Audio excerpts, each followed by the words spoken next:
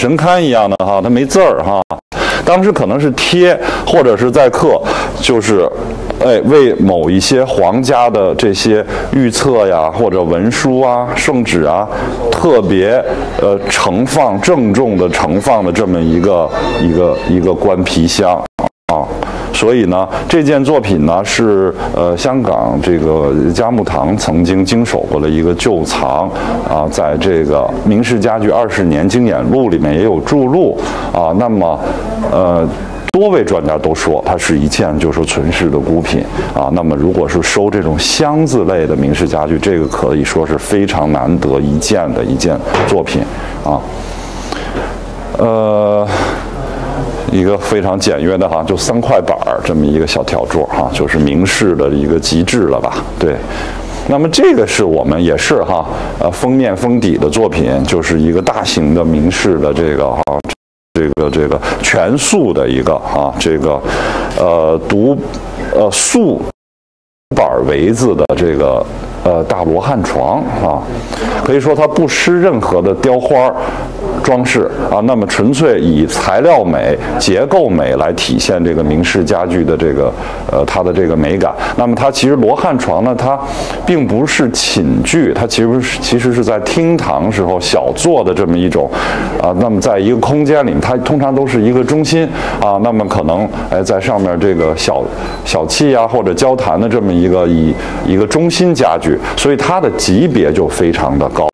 那么再有呢，它这个围子是活拆的哈，这3块板都是可以拿下来的，所以呢，它在这个历史的流传的过程中呢，它就非常难保存。经常呢是这块非常完美的这个独板呢，就搬家的时候就被拿掉了，人家可能就改做别的家具了，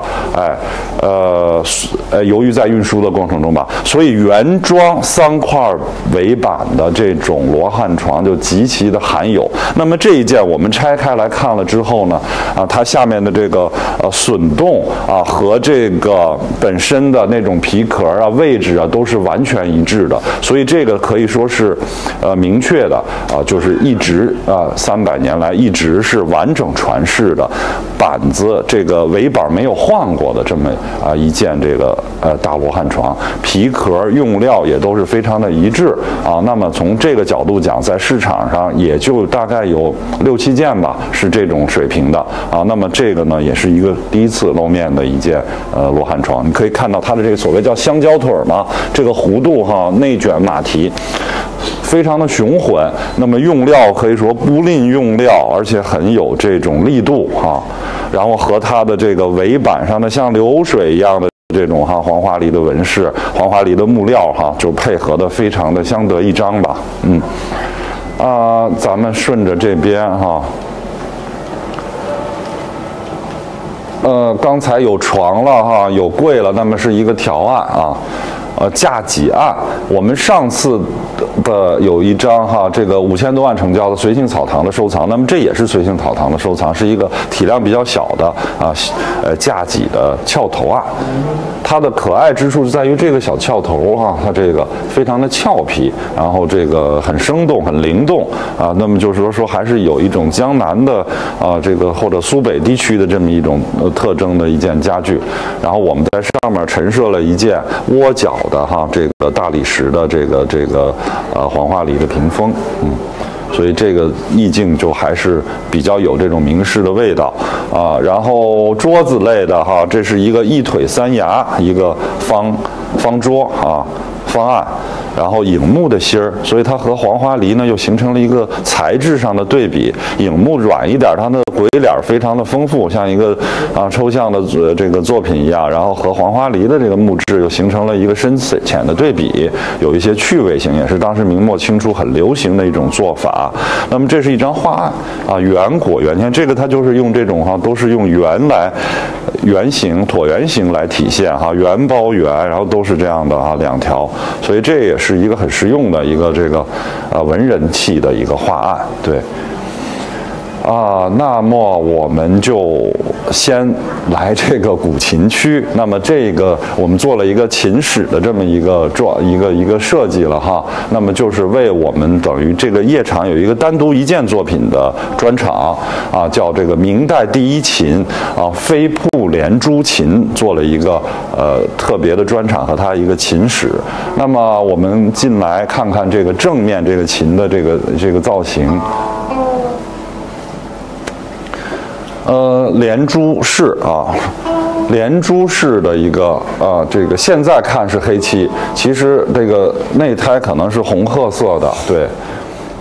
它呢，这个是明初的这个宁献王朱权亲自设计和亲自制作的一张琴，然后呢，在文献里面呢被列为明代第一琴，那么也是这个宁王琴传世的唯一的一张孤品。它这个连珠式跟一般的连珠式有所区别哈，跟这种比如唐宋以来的，就是它这个转角它是这种非常有装饰性的这么一个像一个括号似的这样的尖尖的这种有变体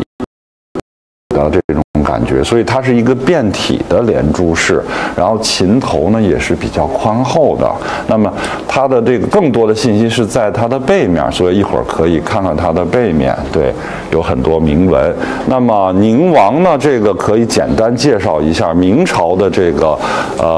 宫廷制琴呢，就是明朝皇帝呢很多都是善于琴艺的从明初一直到崇祯皇帝。那么明朝的这个宫史制琴呢，以4个藩王为最大的代表。这4个王呢，就是宁、恒、义、陆。宁王、恒王、义王、陆王。陆王琴我们就经手的比较多了，是明末崇祯时期的这个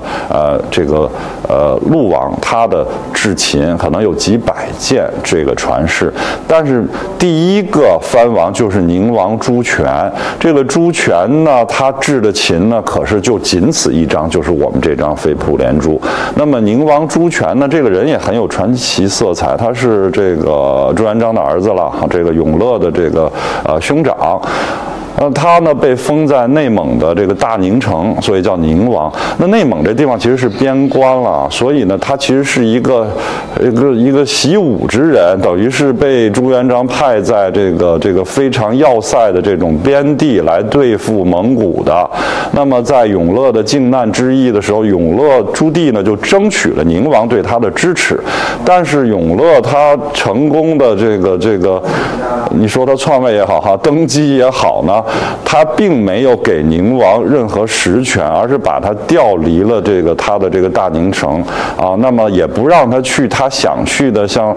这个杭州这些地方，他不让他去，给他等于有点发配，或者是相对的给他边缘化，给他安置在了江西的南昌。那么到了南昌以后，这么一位非常有政治谋略的和军事谋略的这个宁王朱权呢，就摇身一变，他就退隐这个山林，变成了一位琴人和文人。那么他呢留下了一个叫《神奇秘谱》的一个在中国琴学史上非常有名的一本著作。那么他也是自己不但是自己弹琴作曲，而且呢他还设计他的这种新的琴式，那么就是这张飞瀑连珠。那么我们去它的背面看看它背面的这些信息。我们现在听到的音乐就是用这张这个古琴演奏的，对。那么我们其实在我们公司的这个公众号上面也有像这个吴钊老师这个王鹏老师王峰先生他们用这张这个明初的琴所演奏的很多的曲目，因为他呢是在300年以来吧，一直在琴人的家族流传，所以他一直在演奏，所以他的声音非常的好，非常的激越，能够演奏各种类型的曲目。那么我们可以看到它背后的琴名了，就在这儿那么这个光线就比较好，对。那么它的名字哈，飞瀑连珠。然后我们可以看到7层的这种段纹哈，就像瓷器的开片一样，小的流水段啊，这个牛毛段啊都有哈。然后其实它的底色是发红的一种红褐色的底漆。那么就是这个秦腹内饰的这种刻的款啊，是这个就是说宁王他当时，所以能够看到哈，在龙池里面有他的这个皇明宗室哈云安道人亲造中和琴的这么一个刻的琴名。那么这个就被认为是朱权他自己的当时制琴的时候所刻啊，云安道人，因为他也是这个修道嘛啊，他叫瞿仙，他另外有一个号，很瘦的一个仙人，就他自我的这么一种形象的这个人设吧啊。那么中和琴，他就把这种琴作为符合儒家的这种中和之道的这么一种象征啊。那么飞瀑连珠可能是稍微晚一点，根据他的琴式啊，那么起的名字。那么外面的这些铭刻上面比较早的是上面的这个哈，这个有4句诗哈，叫李氏卓安氏的，这个是康熙时候的这么一个辽东的一个文人，对。他的他的4句铭文，然后呢，到了同治的时候呢，这也是哈，这就他有一个他的故事，所以他这康熙的时候，他在这个琴在市场上在陈购之中发现了一张好像很陈旧的琴，但是扣了他的声音才知道铿铿然非常的美，然后是瞿仙所制，就是这个哈寿仙人，这寿仙人就是这个朱权的号，那么是一个非常的良才，非常有感慨，他就把它重新整理了一下，那么觉得这张琴就是他的平生知己。那么到了同治的时候又这个流落到了长沙，然后呢就被我们现在这个藏家顾氏，他是一个川派的古琴大师，他们家的这个祖上在道光时候收到了这张琴，那么等于历经了5代人，然后中间的在抗战的时候又去了别的乡下的场所，很难保存了下来，然后在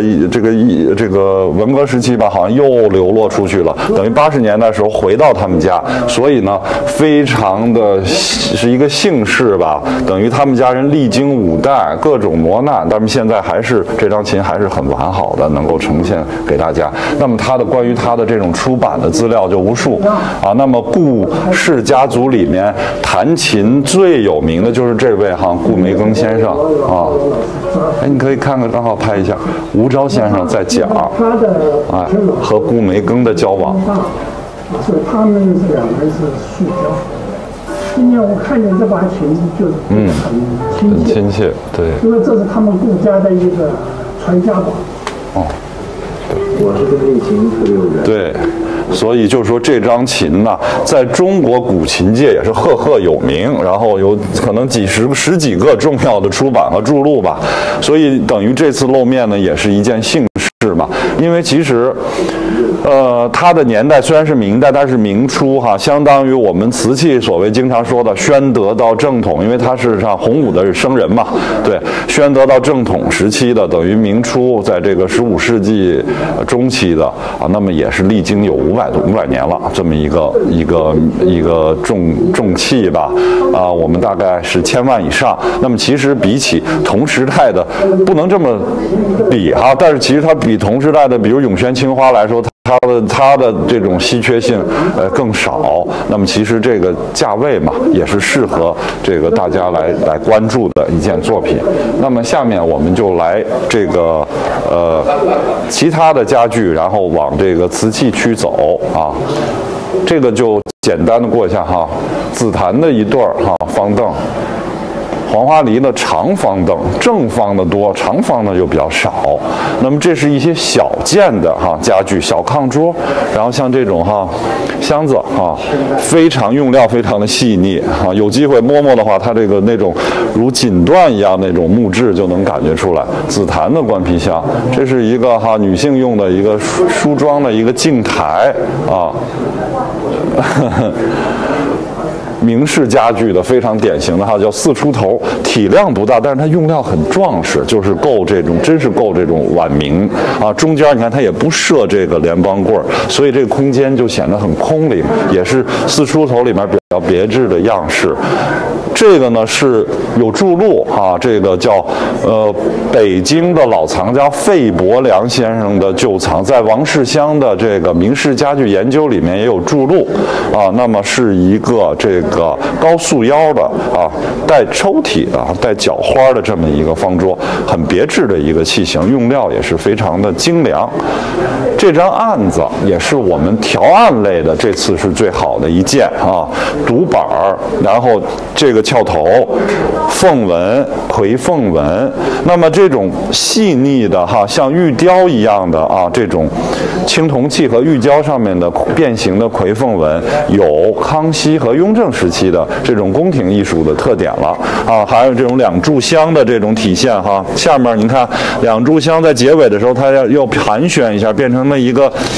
连绵不断的如意头来结尾啊，那么非常的吉祥，也充满了细节。侧面是两条这个螭龙，所以有龙有凤，然后这个翘头也是很活泼，然后曲线的这个曲度很大，然后有一种很灵动的效果啊。那么原汁原味的一个皮壳的表现啊。我们可能估的300多万吧，就是应该说是也是性价比非常的高啊，是一个明式家具条案类的一个典型器啊。那么我们就去雨贡区哈，再回到雨贡区，再去瓷器区。那么这边就是点一下哈，有个红漆的哈龙纹的大箱子哈。你看起来好像旧旧的哈，这是我们老北京传世的一件作品，特别是这个铜荷叶哈，非常的细腻，满錾刻的这个云龙纹，也应该是一件晚明或者清初的宫廷家具的箱子类的代表啊。这是来自日本的一个明朝弘治时期的一口钟，对。寸朝安的一个收藏。那么这边呢是我们所经手的哈最大的一件哈掐丝珐琅大瓶啊大尊，它这个不加底座哈，它是1.46米高。那么所以说呢，也是大概在康熙时期的一个作品。如果能做这么大体量的掐丝珐琅，在当时来说也是一个非常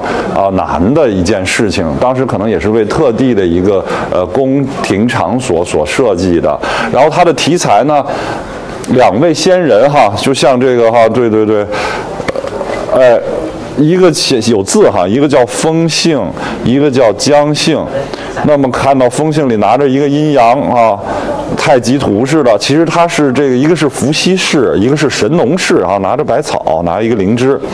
所以它有很强的这种道教的这种因素啊。那么下面还有9方高象马的这么故事，所以它不单是有这种花卉，还是有一些道教的故事，所以可能也是为当时特定的一些场所所设计的。同样这么大的这个瓶子，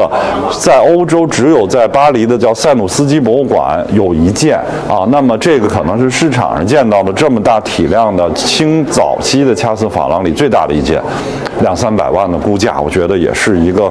值得大家关注吧，可能也是一个独一无二的一件作品。用了很多黑色，我知道这个雍正皇帝们很喜欢这种黑色在工艺美术上的表现。他有信仰道教，是不是跟那个雍正时期的道教信仰有关系，也是一种可能。那么我们下面就进这个主厅去雨贡的瓷器部分。发信息也不回。那么这就是我们进门的地方，然后用了一些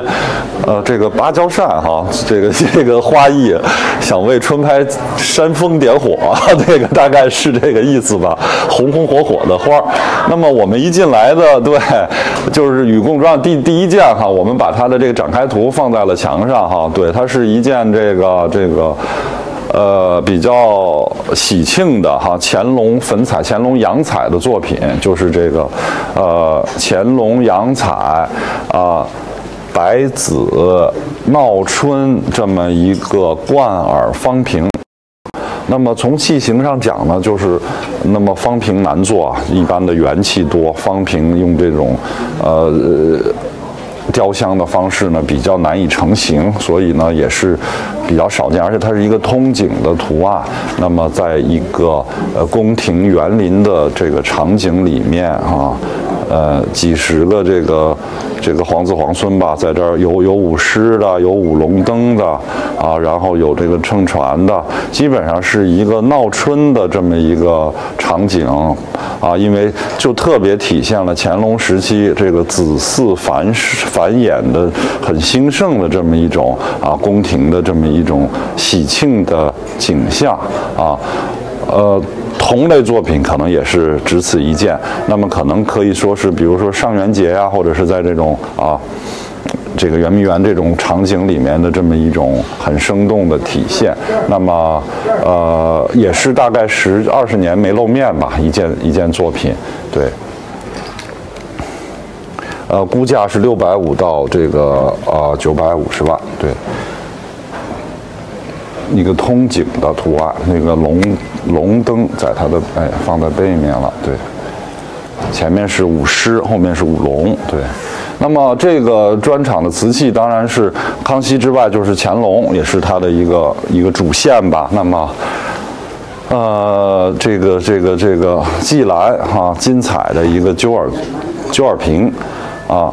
鸠耳呢是在汉代的这个艺术里面，它是一个长寿的象征啊。说老人这个服鸠杖，所以这个吃饭不容易噎住，所以呢这个鸠耳的造型呢其实也跟祝寿有关系。而且这件作品它就是说用宝石蓝很深湛的宝石蓝色和这种很绚烂的釉上的金彩相进行对比啊，就是装饰效果非常的强。那么这种蓝与金的搭配也是清朝皇帝日常的常服里面经常的这么一种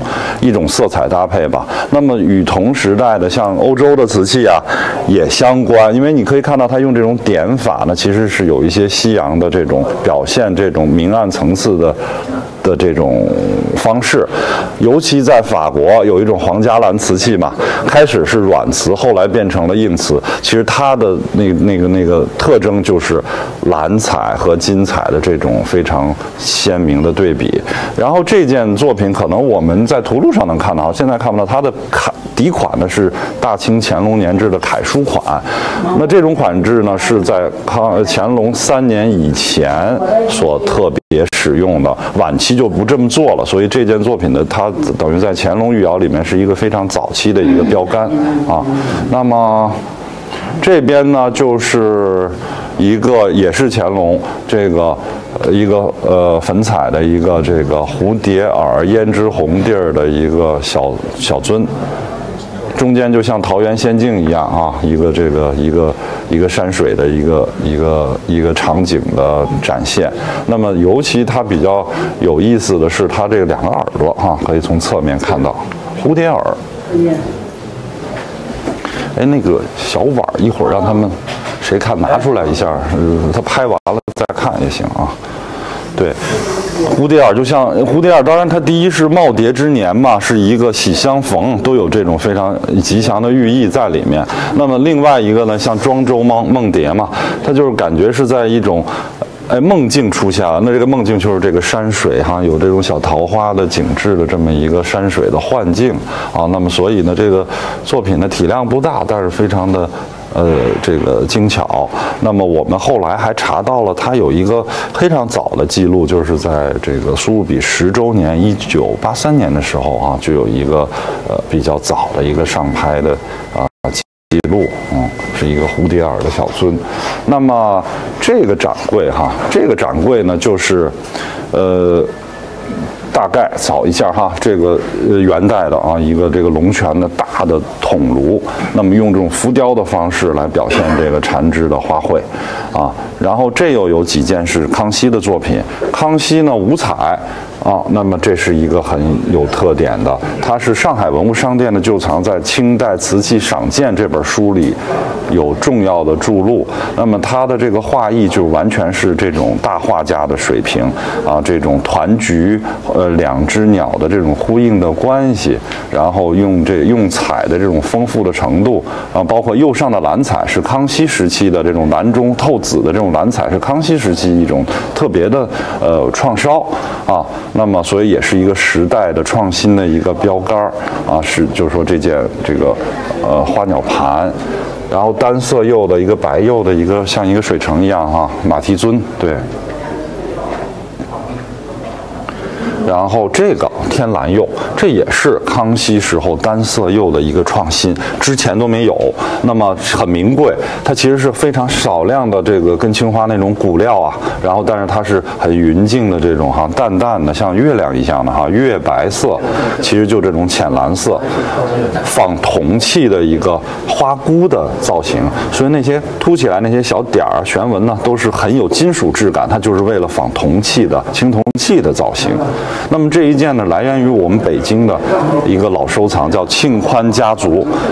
是这个内务府在慈禧太后时候掌管内务府，尤其是他掌管瓷器的设计和一些宫廷的绘画，是民国时期北京最大的瓷器官窑的收藏家，是他们家族的一个秘藏那么80年代退还的，所以这件呢也是在市场上非常难得的一件作品。那么我们又跳跃了一个时间旁边这个也提一句，梅荫堂收藏的一个元青花那么元青花有这种重要来源的可是不多，那么这是大名鼎鼎的瑞士梅荫堂的旧藏，对，而且呢它其实是一个展托，中间呢是那个空间是为了放那什么呢？放那个小杯子的是一个这个托盘，酒杯的杯托，但是它这个连瓣纹很有特点它这连瓣纹都是跟像火焰一样的闪着这个火苗的，中间也是一个火焰像文字一样的一个火焰纹，所以这可能是不是和当时和西亚有关的某些宗教信仰有关，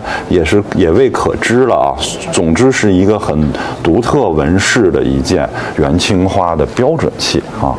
那么我们独立柜里也是我们精品展上也跟大家重点说过，那么也是我们这场封面上面体现的一件作品，很精巧的一个小碗我们叫它鸡心盏，就是这种茶盏的盏。所谓鸡心盏呢，一个是它这个形是不是有点像一个心形，其实是个莲子形再有呢就是在这儿可能看不到它的底足是满釉的，有一个鸡心状的凸起，就是在这种窑工的成型的时候，所以它的碗底是有一个鸡心，摸上去就是尖尖的所以这个呢在这个文献里面叫鸡心碗。我们如果在上面你要拿着的话，可以看到它小小的从这个腹内急收到底部是有一个很尖锐的这么一个形那么就是这个可能得看图录了在这儿或者现场来看了所以这个名字就叫鸡心盏。但是我们可以看到它内壁的纹饰一个呢是能看到它的什么呢？这个青料的特点，深陷入胎骨的苏麻离青，就这种进口于西亚的这种进口青料的特点，非常的淋漓尽致是伊斯兰的像石榴一样的变形的花纹，然后都是偶数型的，就是表现了这种古兰经的美学，非常的均衡，非常的对称。但是它的外壁是比较汉化的，就是这种菊瓣形在外壁菊瓣盏，里面是伊斯兰纹饰，外面是菊瓣盏，然后菊瓣上面那种黑斑凹凸下去的那种深入胎骨的感觉又非常的明显，对。鸡心盏呢，在永乐宣德瓷器里是一种名品，其实数量也并不多。北京故宫有一件，台北故宫有一件，然后市场可能还有1、2件。那么纽约苏富比卖过一件6、7，合人民币大概700多万吧。我们这估200多万，就是说它大尺寸的碗多，但这种小尺寸的杯子一样的盏是比较少的。那么再有就是我们这个碗是有故事的，就是它是来源于北京的一个东四牌楼的这么一个叫聚和祥的老古玩号啊，他们这个张义臣先生和他的后人呢3代家传啊，那么大概在有100年了吧？对，就是他在东四牌楼敦华斋的对面，敦华斋就是耿宝琛商先生老师啊，孙英洲先生的店铺，所以呢，他们在当时的这个文献记载都有名，就是说张家的鸡心盏，在这个1940年代的时候，他们家有10只。完好的鸡心盏，永乐的，但是呢，到了80年代退还的时候，只剩下2只了，有1只是有冲线，那么这是另外那只完好的，所以呢，可以看到那个它的锦盒还在哈，对，它是一个这个张家呢，在1940年代配的一个锦盒。哈，然后上面呢还有他们这个有当时退回来的字哈，有个炒字哈，炒字是他们家的住址，在这个东四北大街叫钱炒面胡同，所以呢这个非常的有这种很不容易的这种传承的这种故事，那么也是历经几代人，这么一个非常轻薄的瓷器还能保存这么好，所以也是一个等于是一件生货吧，所以给大家呈现出来。那么我们下面就是这个掌柜，还是有康熙有乾隆了。康熙的这个算是我们也拍过了哈，圣主德贤春送的笔筒，这次又有1件。对，那么单色釉这一件哈，这一件我们在3个月以前在保利博物馆展览的时候就有很多人关注，就是那个郎窑的大盏，它也是一件这个做过一些广告和宣传的一件展品了哈，郎窑红的这个颜色非常的成色非常的完美，就是说铜红釉嘛，这种高温铜红釉在这个明朝这个成化之后就失传了啊，那么失传了大概2个世纪，那么到这个康熙郎廷吉前后吧，都陶前后，把这种高温铜红釉重新的复兴了啊，像牛血一样的这种凝厚，上面有开片，然后这个不但是达到了永乐宣德时期的水平，而且它又能做一些大立件啊，像这种锥瓣瓶，非常的有这种形式美，脖子非常直，然后下面悬胆一样的这么一个器型，然后它又口沿的地方又有点青花的胶叶。一般来说呢，口沿都是露白，然后渐红的，有这种青花胶叶的可能也是在市场上只此一件啊。那么乾隆其实有诗就称赞这个郎窑红和这个仿宣德的这种成就嘛哈，世上朱砂非所比啊，这个西方宝石质难同，就是它有这种宝石红的质地。从实物上看呢，如果强光看呢，就是它是身上是有开片的，像牛血一样的一层一层的这种层次，然后有很强的玻璃质感，那么就是这种郎窑红的一个特征啊。那么目前呢，我们80到120万嘛，就是这可能对于郎窑红在中国陶瓷史上的地位来说，这个价钱还是非常的低估的。那么希望大家重视，可能是我们这个郎窑大展里面作为参拍的一件重要作品。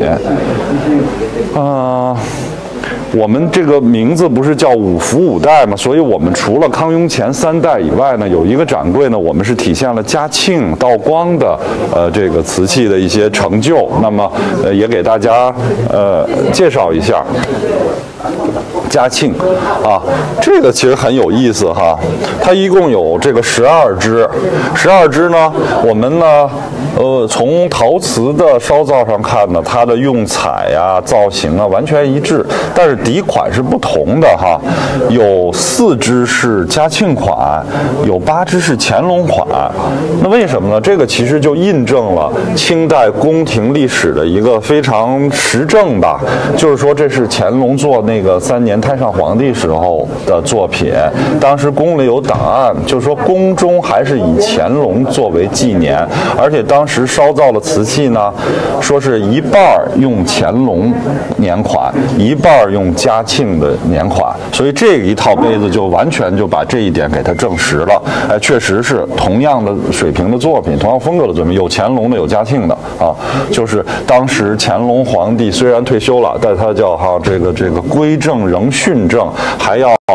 掌握大权啊，还要扶上马送一程，所以其实宫中的一切规矩都是以乾隆为核心。养心殿住的皇帝还是乾隆，嘉庆只能在裕庆宫住，就是那个特殊时期的一个体现。这也是一个乾隆晚期的一个很吉祥的葫芦瓶。这就进入嘉庆了。嘉庆初期，它的这个官窑烧造水平还是非常高的。像这一件呢，仿自康熙时期的珊瑚红地儿的五彩英细碗，但是它的这个细腻程度和这种生动程度呢，完全不亚于康熙、乾隆。这一件呢是嘉庆御窑的粉青釉的莲蓬口的瓶，这个就是一个非常独特的设计了哈。它的口部是像镂空的哈，插花的这种莲蓬口啊，那么制造的工艺很复杂，然后设计的很精巧，釉色非常的这个柔美，然后这个浮雕的这种宝相花缠枝莲的纹饰，甚至比乾隆时期的单色釉还要精美，就是在嘉庆初期。所以我们也是想给大家展现一下19世纪初中国御窑陶瓷的水平还是非常精湛的。虽然大清开始走下坡路了，但是它还是有一些回光返照的一些精彩的作品。像这件呢，就是道光皇帝了哈，道光时期、道光早期的一个叫安居乐业这么一个双耳瓶。那么就是所谓安居乐业，必须有菊花，那么必须有鹌鹑啊，一般都是可能有这么一种平安、岁岁平安的这么一种寓意。那么这一件在这个道光的档案里面有专门的记载，就叫这个平安尊，对，它这个在那个档案里的名字也是上海文物商店和清代瓷器赏鉴这本书的一个重要的注录。那么道光之后，也是我们这个专场里年份最晚的一件这个您得拍一下，是一个茶壶，咸丰，那咸丰就已经开始这个江河日下了但在咸丰初期的还是有一些比较精彩的小品。那这一件是个草虫纹的，其实很生活化青花开光，这个菊花，这个一个像是一个蚂蚱这么一个纹饰，很有雅趣。那么是瑞亲王定做的，叫咸丰辛亥退私堂主人制退私堂就是瑞亲王的私家制瓷的一个落款。这个茶壶只在故宫仅此之外就仅此一件，存世只有2件，所以也是一个比较难得的这个咸丰官窑的代表性器物。咸丰官窑非常的稀有，因为太平天国起义之后官窑就停烧了，所以也是一个官窑里面的非常这个小众的一个品种。那么在这个禹贡的专场里面，除了瓷器，我们有一些很重要的宫廷的其他的宫廷艺术。那么封面就是这件这个剔红剔彩的雕漆的剔彩的春寿从事的套盒。所谓剔彩呢，它是有红、有黄、有墨绿，就这种3种颜色的这种雕刻那么也是几百次的上漆，然后再进行雕刻，等于是当时一个非常这个有宫廷这个色彩的一种非常奢侈的一种繁复的一种工艺形制。那么可以看到它这个外盒呢，所谓从饰嘛，就是玉琮嘛玉琮的造型，就是像那个春字中间是圆的内圆外方，象征着天圆地方，来源于咱们这个玉器的玉琮的造型，所以它给它做成了雕漆。那么外壁呢，你看它都是各种不同样式的篆书的寿字。它其实这一圈呢，我们数了一下这文字的寿字变体的寿字一共有96 96个。那么呢，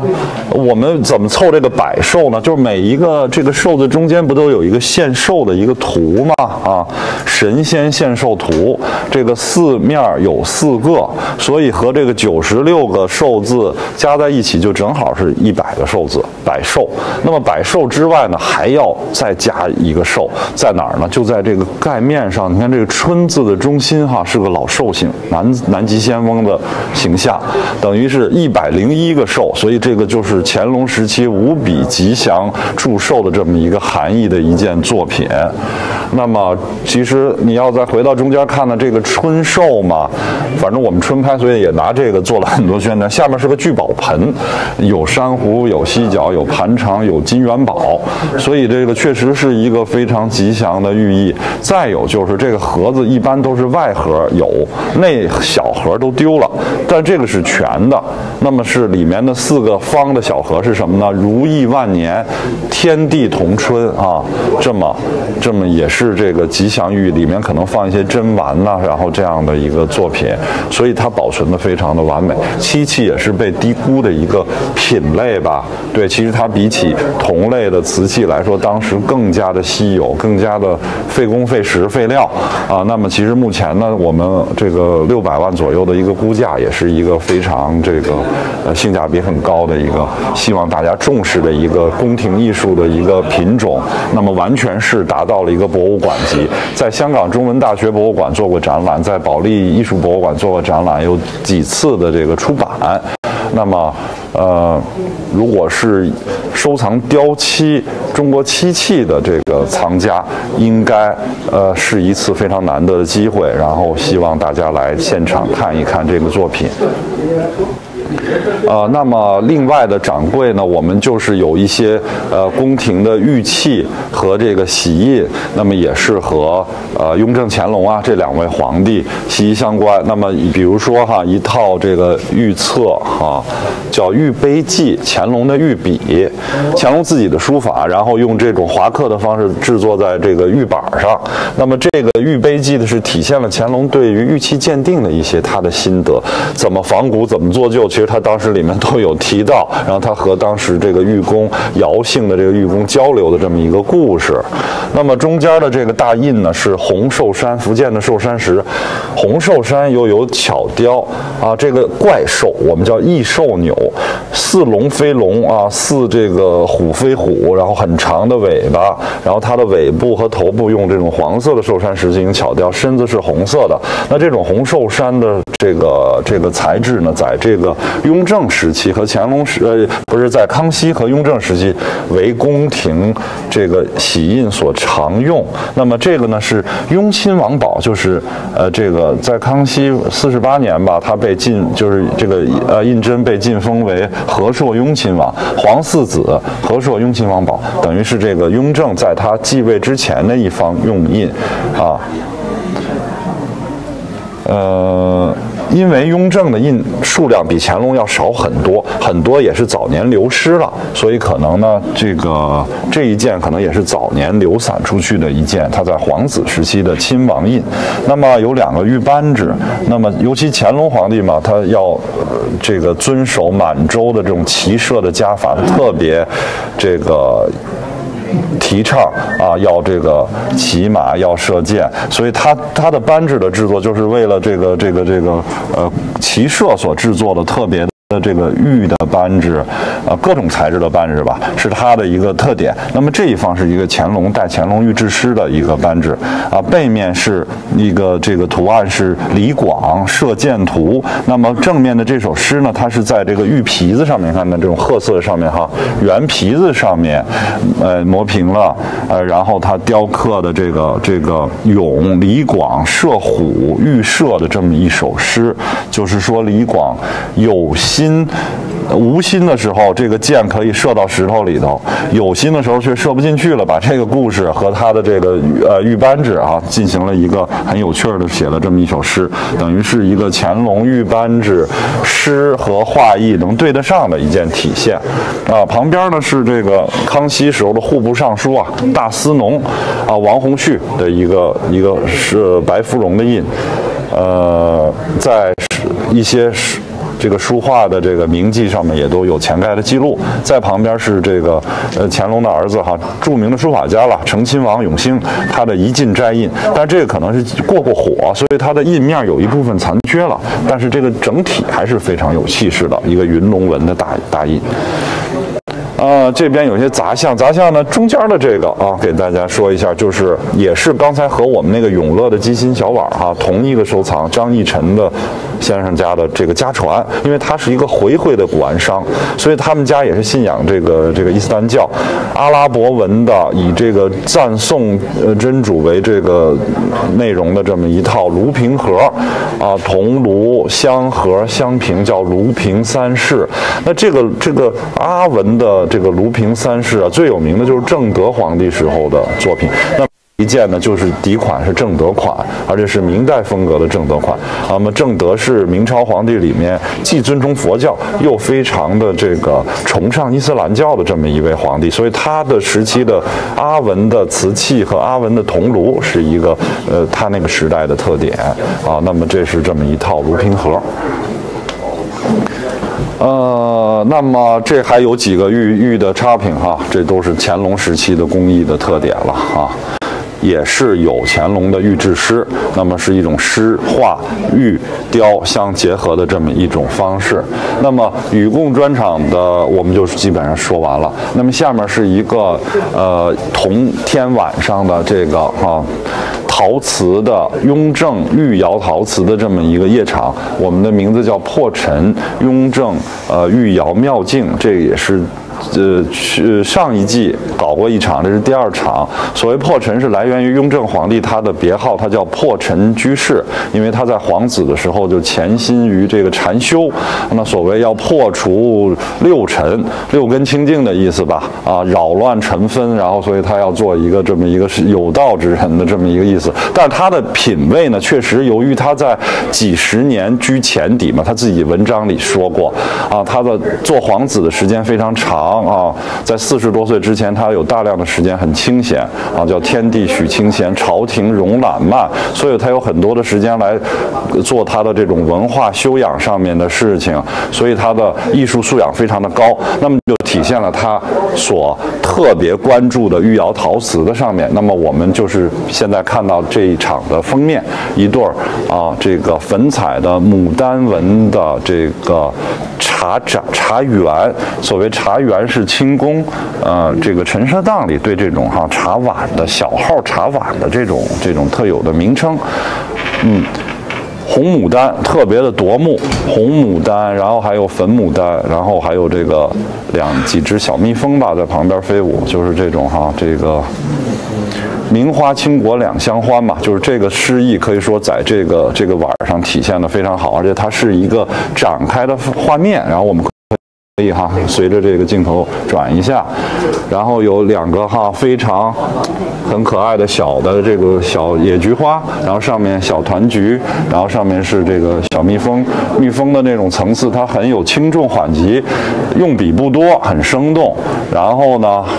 又是一只粉色的这个牡丹，对。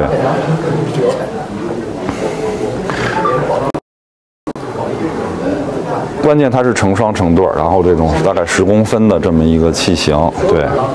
然后呢，我们可以稍微的镜头看看这个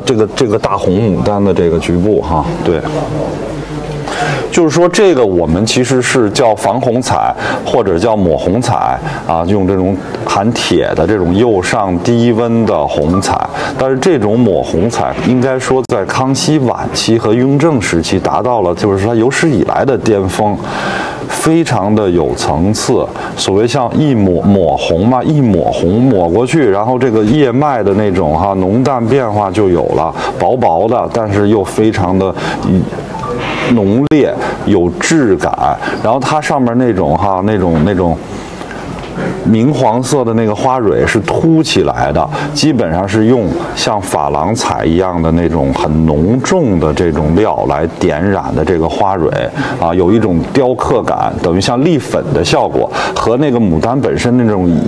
那个花瓣的那种娇柔又形成了一个对比啊。那么这种彩还体现在那些菊花的那个花蕊上面啊。那么所以它可以说是当时的这种洋彩的粉彩的原料在珐琅彩进口料的基础上，创烧了很多国产的这种材料，也是和传教士的一些沟通吧，玻璃厂的呀，珐琅做的呀，所以它是达到了这个粉彩在这个雍正一朝的巅峰吧啊。那么所以呢，这一对碗呢，茶碗呢是我们作为这一场的这个封面，然后在艺术市场上呢，像单只的这个。十几年前吧，有一只牡丹碗就在这个香港拍卖呢，600-700万。有一对儿呢，长口的，曾经呢拍过2000多万啊。那么我们这一只仅仅是500到800的估价。那再有就为什么说这个牡丹呢，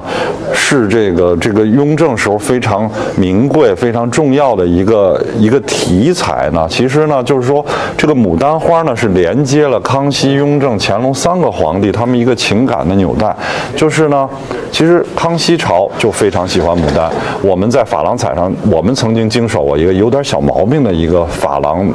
这个胭脂红地的牡丹碗，就卖过大概2000万左右哈。这个雍正呢是在圆明园，因为是这个康熙是修了这个畅春园嘛，然后把畅春园旁边的一个小园赐名圆明园，然后赏赐给了雍正。那么雍正在圆明园的楼月开云这一个场所里面呢，前面是一个牡丹台，广植牡丹。那么在康熙就是61年的时候春天呢，他就邀请了他的这个父亲，这个康熙皇帝来他的这个漏月开云的牡丹台赏牡丹。而且在这个时候呢，他把他的儿子12岁的弘历叫来了，然后和他的祖父康熙第一次正式的这个见面，然后那么真的是一见，康熙就倾心了，就把这个弘历就是送往宫中抚养，而且呢是在那年的夏天的时候还去了这个避暑山庄，随侍在祖父的身边一块儿打猎，那么一块儿读书，所以他们的祖孙的感情就是在赏牡丹的这个场所建立的啊。那么其实仅仅是在冬天，康熙就过世了。其实就这个牡丹会的这个情景呢，也是雍正能够后来说也是雍正能够继位，然后这个弘历能够继位的一个非常好的一个情感的纽带。所以呢，乾隆呢对于这个漏月开云的牡丹台呢也是非常的有感情。就在那儿呢，他登基之后在那儿修了一个殿堂，叫继恩堂。那继谁的恩呢？就是继皇祖父这个康熙的恩，就是他也回忆了他们在一起在那儿在那个牡丹盛开的时候赏花作诗，这个相认相识的这么一个场景。所以说呢，这种牡丹碗是联系了这康雍乾盛世的一个纽带。所以它也是，所以这种题材的御窑的器物也是非常的有它的这个故事性和它的这种这个珍贵之处，所以它能把这个皇家的这种牡丹李唐王朝的象征搞得这么的这个完美，在这个小方寸之间的这个小碗上面。那么雍正的作品呢，虽然有这种很精巧的洋彩的东西，也有很宏大的一个大立架52公分。是这个仿这个官釉这个双如意耳的一个大方瓶，或者叫大方壶，因为它是仿铜器的铜壶的造型。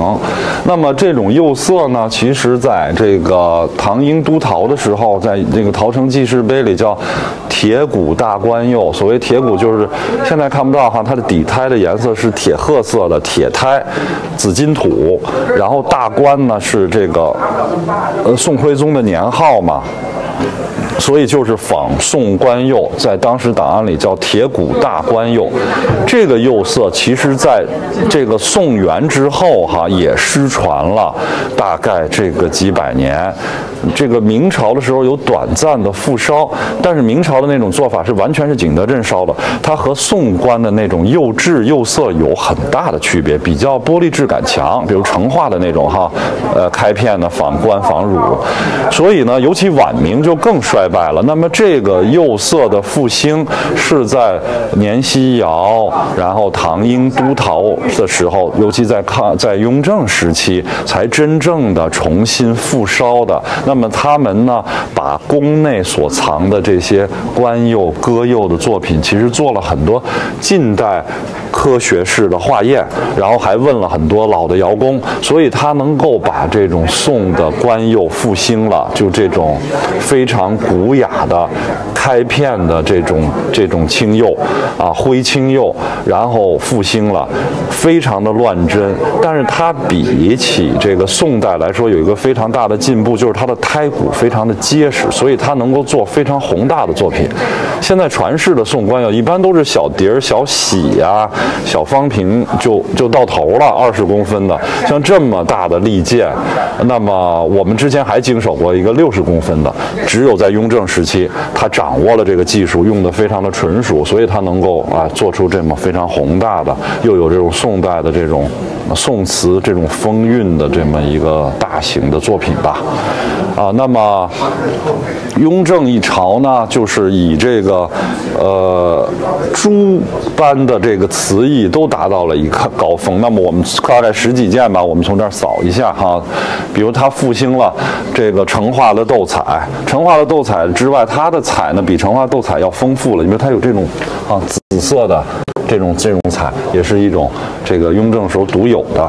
那么旁边这个单色釉像瓜皮绿这也是从康熙时候开始有翠绿的。那么这个呢，就是完全是成化风格的、成窑风格的梵文、小酒盏、小酒盅非常的精巧，然后这个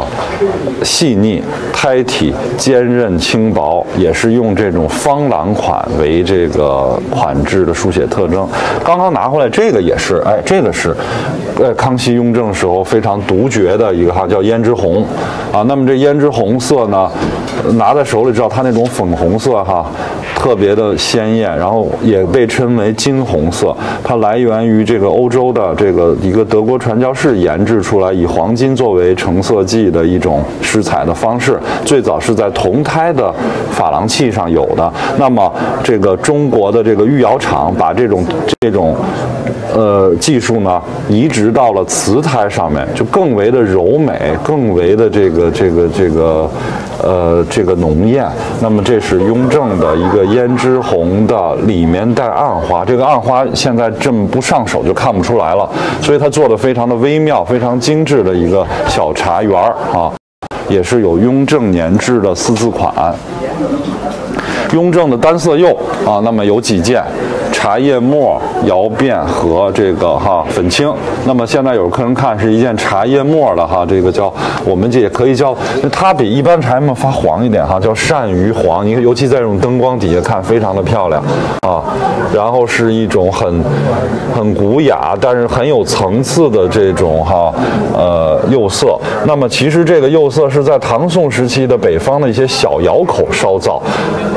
在明朝被称为厂官釉，是皇家的一种秘色釉。那么这个釉色也是在雍正时候完全复烧了，而且做得非常的这个成熟他们想做什么器型，想做什么色阶的变化，它都能够烧得出来你看它凸起的地方是露的那种黄色的胎的这种黄金，所以它就把那个铺手的那种层次给它体现出来了，和匀净的这个釉面又形成了一个对比。这个器型是蒜头铺手壶，也是来源于这个秦汉时期的铜器对。雍正年制使的款制是一个孙中山先生的朋友，一个叫黄民三博士的一个旧藏，保税区的一件作品仿君釉它能够很鲜艳啊，这个是炉，这个是窑变，仿这个宋君，但是它比宋君更漂亮啊，红更鲜艳，然后这种流动性也很强啊，这个像这种山水一样的这种自然流淌啊，非常的这个有这种对比。那么冬青和漆器的这么一个仿漆器，其实是用瓷器来这个复制的，然后青花斗彩，所以这是表现了雍正时期的不同的陶瓷御窑的品种。那么这边呢就是比较特别的哈，哎，这个一对儿我们叫鸡缸杯嘛，鸡缸杯是斗彩的哈，这是粉彩的鸡缸杯啊，那么也是表现子母鸡的特征啊。很生动，也是很有立体感。其实它也是吸收了很多珐琅彩的这种成分，然后是一个长口的，有点马蹄形的，是这个瑞士梅荫堂的一个收藏。其实我们看这个哈，两只这个雏鸡的这个哈，哎，蒸一个小蚯蚓似的哈，小虫，这个哎，这个很生动。其实我们在齐白石的画里经常会看到这个画意哈，叫什么今日相争哈，他日相呼。所以其实可能你看这个，其实在雍正御窑上面就有这个样式了哈，但是它是用很工细的笔法画出来的，对。上面呢可以看到这个款呢，跟一般的款不一样，是雍正早期的哈，我们叫什么呢？6字3行款，大清雍正年制啊，6字3行款啊。03年的一个出处，然后是归了瑞士梅荫堂，有它的这个收藏的记录，所以可见吧，就是这个雍正一朝的瓷器确实在它的精致的程度和它的这种艺术创新性上面，确实达到了一个高峰吧。那么我们就是呈现在这个专场里。那其实我的部分就到这个点为止，下面是十面观止的这个重要中国陶瓷的这